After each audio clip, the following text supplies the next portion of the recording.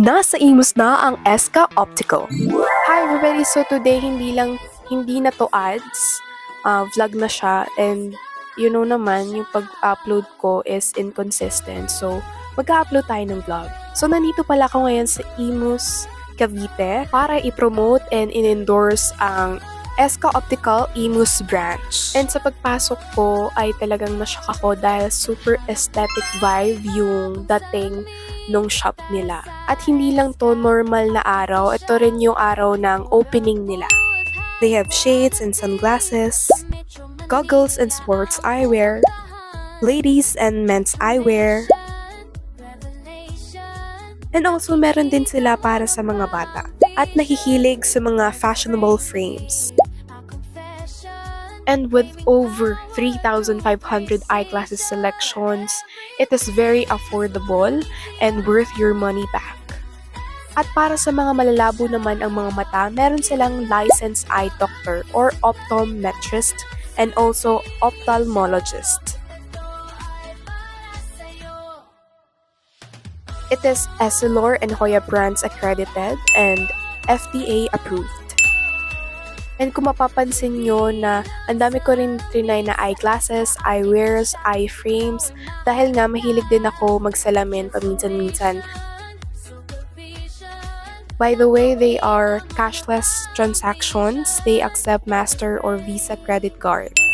Talagang nakapag-video, nakapag-pictures, nakapag-try ng lahat dahil I love their eye frames. It is very aesthetic and talagang nagpa-montage ako kay kuya dyan eh. Ayun o. Gusto ko talaga yung mga clear glasses lang. Yung mga plain lang kasi pagka shades, pwede naman pero ang lakas kasi makaka-social pag ganun. So I tried this clear shades or eyeglasses and parang bagay sa akin yun kasi bumabagay sa kulay ng buhok ko. Minontage talaga. And nung napansin ko yung salamin na to, naastigan ako kasi natatanggal pala siya. Ayun o, nagiging ganyan. Pwede siya maging shades or eyeglasses. At ipapakita ko naman kung ano yung itsura ko kapag naka-shades ng ganyan. Ang lakas pa kasi siya eh. Parang sino ba to? Parang umalis kayo sa hacienda ko. Yung atake mo. And after noon, talagang napunta tayo sa favorite part talaga ng event eh, no?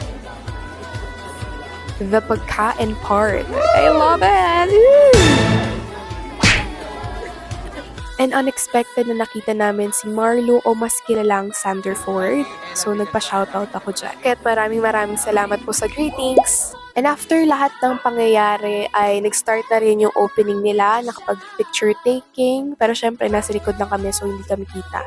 Pero okay lang yun.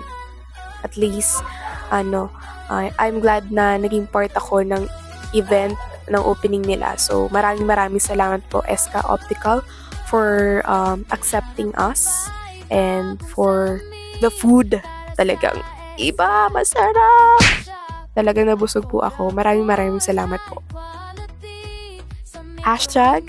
#IwearEska